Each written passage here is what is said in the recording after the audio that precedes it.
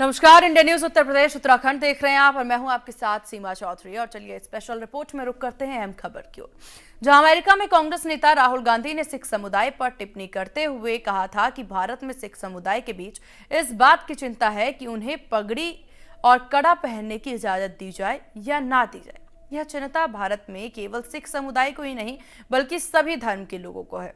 देश सबका है, लेकिन बीजेपी को यह बात समझ नहीं आती है। इसके अलावा राहुल गांधी ने भारत में आरक्षण सहित आरएसएस को लेकर टिप्पणी की।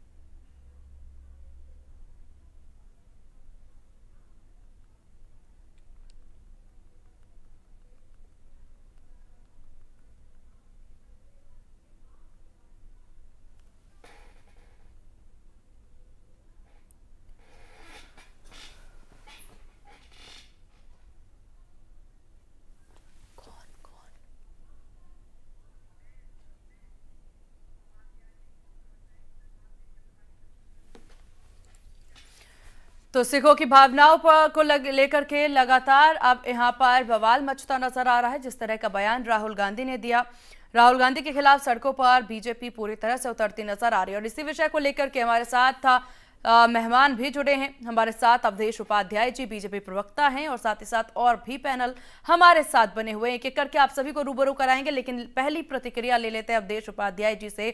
अवधेश जी, सबसे पहले बहुत स्वागत है आपका इंडिया न्यूज उत्तर प्रदेश उत्तराखंड पर।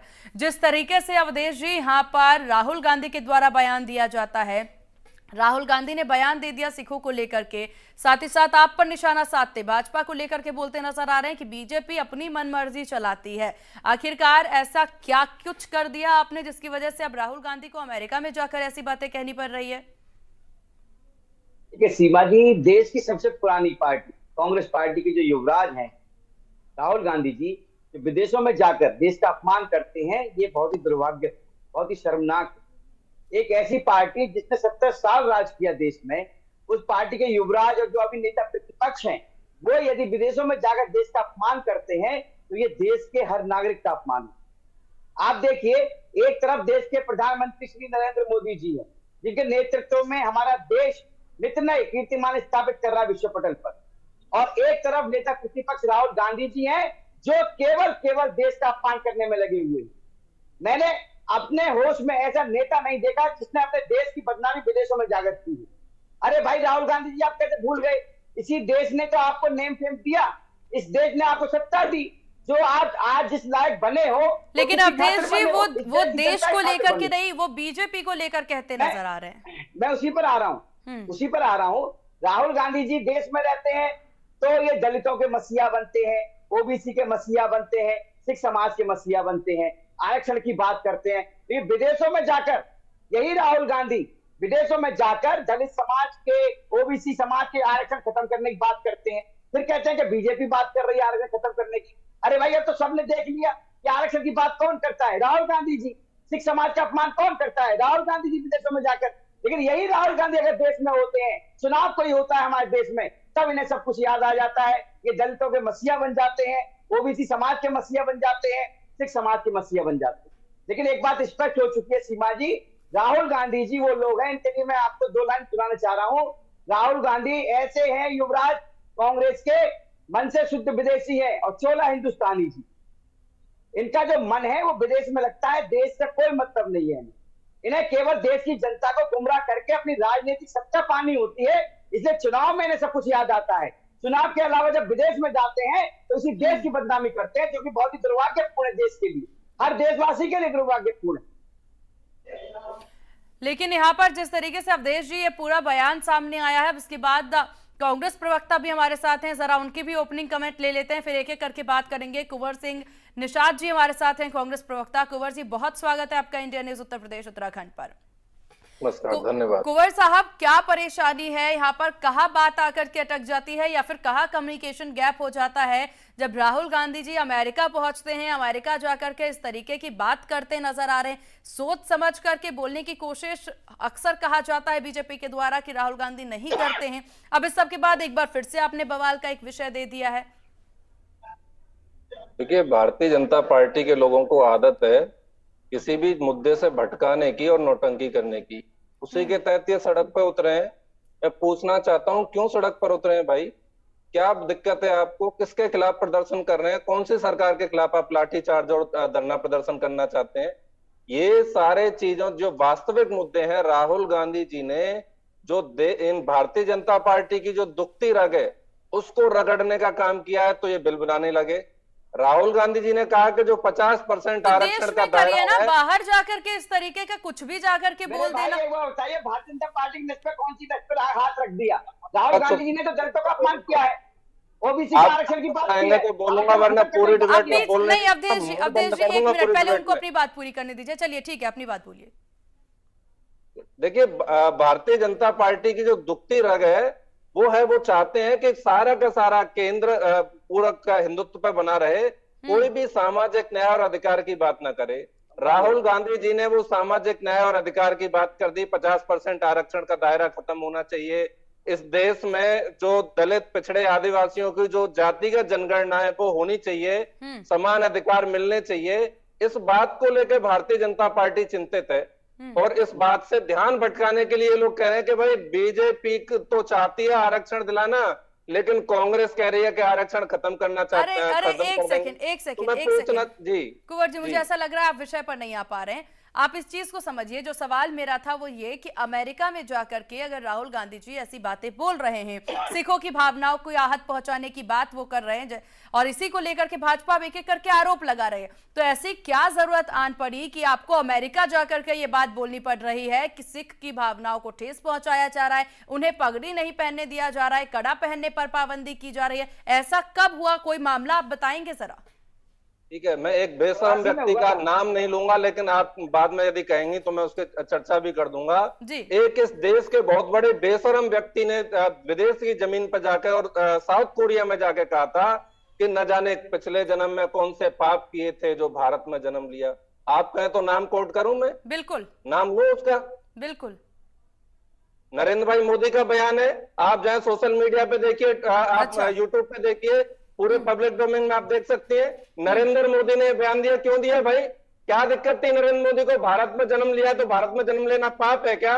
नरेंद्र मोदी इस तरह के बयान देते हैं, मीडिया में कोई चर्चा नहीं होती, लेकिन राहुल गांधी जी सामाजिक न्याय, सामाजिक अधिकार की बात करते हैं तो उसको तोड़ मरोड़ कर पेश करने का प्रयास होता है। पूरा का पूरा भारतीय जनता पार्टी और भारतीय जनता पार्टी के बैक सपोर्ट टीम इसमें लग जाती है कि कैसे भी करके राहुल गांधी जी के बयान को दूसरी तरफ डाइवर्ट किया जाए। अभी ये आरक्षण की बात कर रहे थे। आरक्षण की अगर सबसे ज्यादा कोई विरोधी है पूरे देश में तो वो भारतीय जनता पार्टी है। 1990 में जब बीपी सिंह की सरकार थी, मंडल कमीशन की सिफारिशें लागू बीपी सिंह सरकार ने जब की तो आरक्षण वापस लेने का काम समर्थन वापस लेने का काम भारतीय जनता पार्टी ने किया था। यही आरएसएस के लोग, मोहन भागवत के 4 बार बयान आए कि आरक्षण की समीक्षा होनी चाहिए। मनमोहन वैद्य का बयान आता है कि आरक्षण अब बहुत हो गया, इससे आने वाले समय में और ज्यादा अलगाववाद पैदा होगा, यह राष्ट्रवाद के लिए खतरा है, इसलिए आरक्षण खत्म होना चाहिए। ठीक है। ये भारतीय जनता पार्टी के लोग वास्तव में देश को गुमराह करना चाहते हैं, आरएसएस के लोग गुमराह करना चाहते हैं, और कांग्रेस पूरी तरह से अपने मुद्दे पर कायम है। हम आरक्षण को दिलाकर रहेंगे और आरक्षण को जो दायरा है उसे बढ़ाने के लिए हर संभव प्रयास करेंगे। इसके लिए कांग्रेस कृत संकल्पित है। चलिए ठीक है, हमारे साथ एके मिश्रा जी भी हैं, राजनीतिक विश्लेषक। एके जी, बहुत स्वागत है आपका इंडिया न्यूज उत्तर प्रदेश उत्तराखंड पर। सर, सबसे पहली बात, ये जो पूरा पूरे देश में जिस तरह की बातें हो रही है, पूरे बयान को लेकर जिस तरह का बवाल मचा हुआ है, बीजेपी के नेता कार्यकर्ता सड़कों पर हैं, लगातार यहाँ राहुल गांधी के खिलाफ, कांग्रेस के खिलाफ जमकर के प्रदर्शन किया जा रहा है, इस पूरे सिनेरियो को आप कैसे देख रहे हैं? देखिए मैम, अगर राजनीति के हिसाब से इसकी परिचर्चा करेंगे तो जवाब नहीं मिलेगा। आप भाजपा कांग्रेस को छोड़ दीजिए। ठीक, भारत देवभूमि है।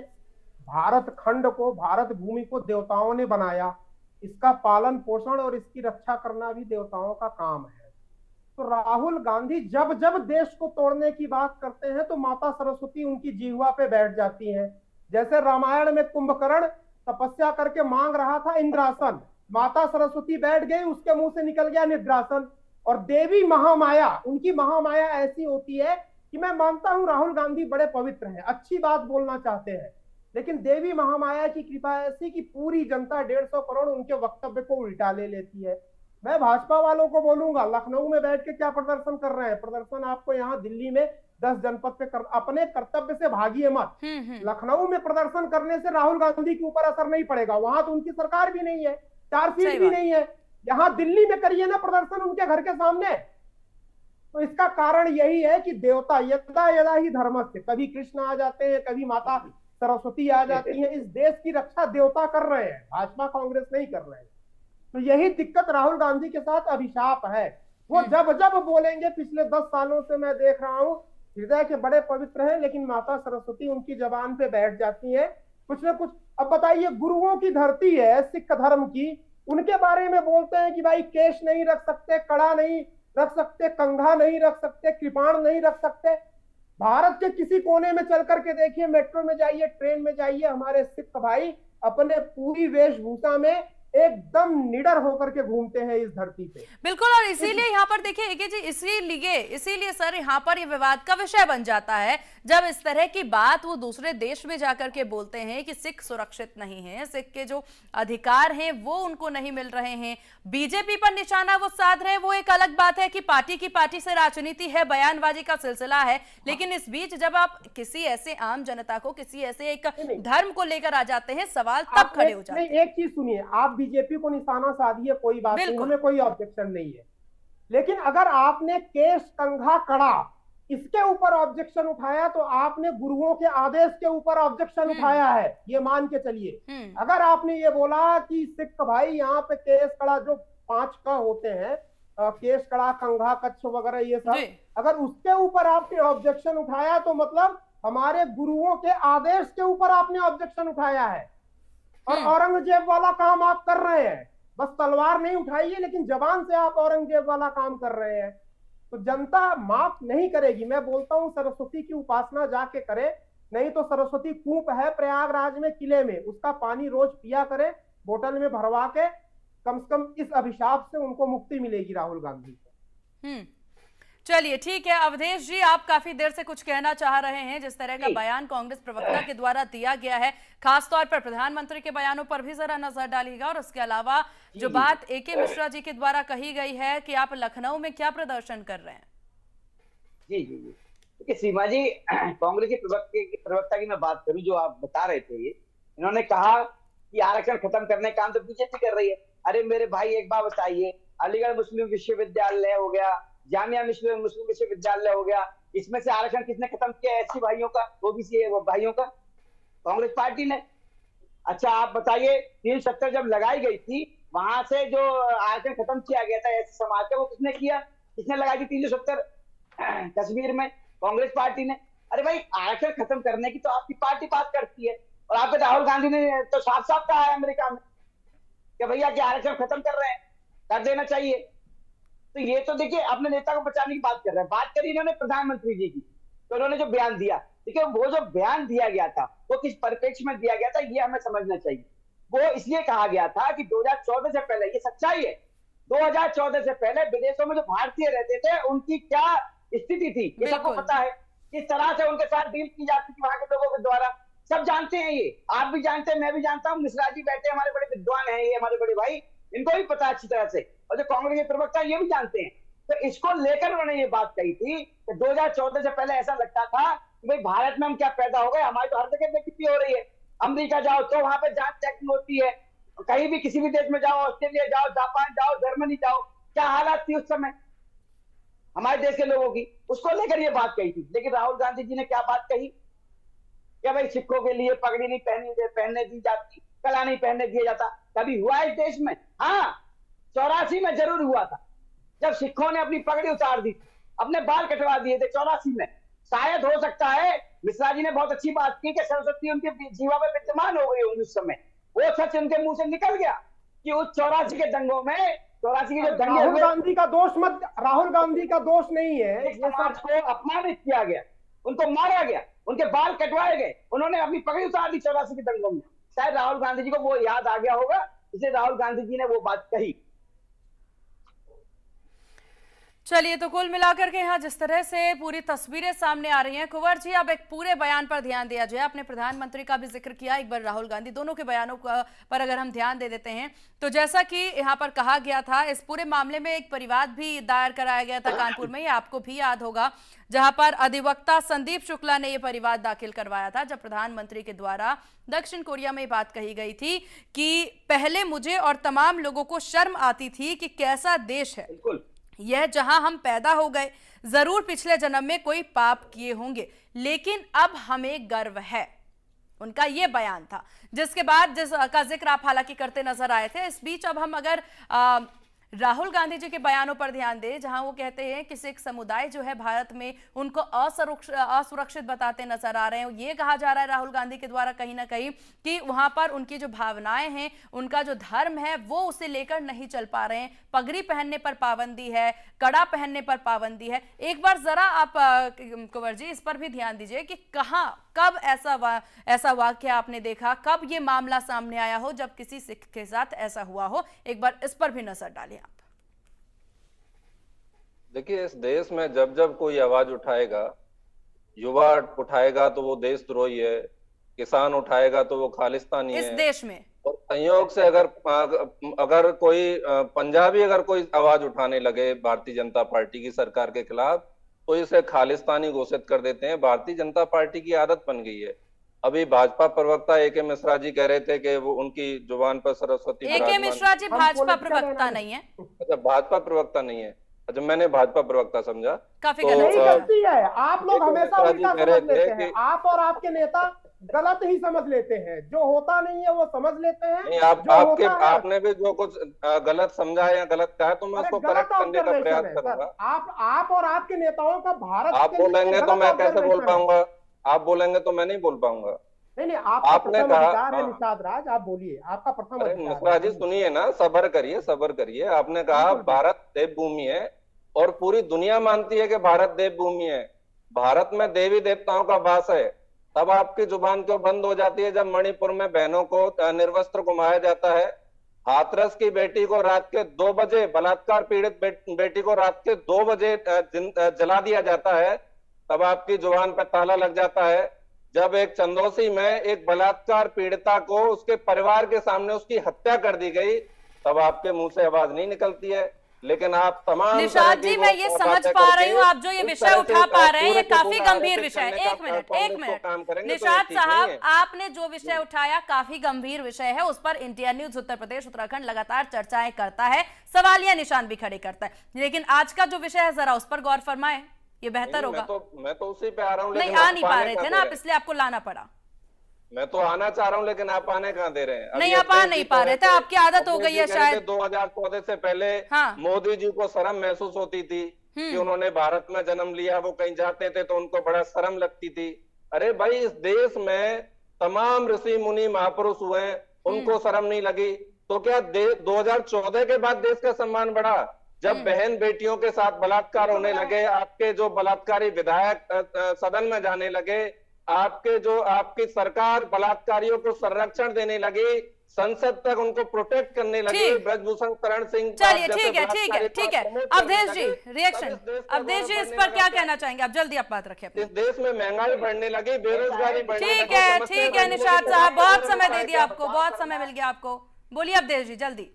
जी सीमा जी, देखिए निषाद जी की अपनी मजबूरी है अपनी पार्टी की बचाव करना, अपने नेता का बचाव करना। नहीं, झूठ बोलना आपकी मजबूरी है। भैया, मोदी जी ने जो स्पीच दी थी वो आप सुन लीजिए, कहाँ दी थी और कौन थे वहां पर लोग, और किस परिप्रेक्ष्य में वो वहां तक दिया गया था, पहले थोड़ा तो स्टडी उन्हें शर्म महसूस होती थी ना, भारत में वो पैदा हुए, उनको शर्म महसूस होती थी।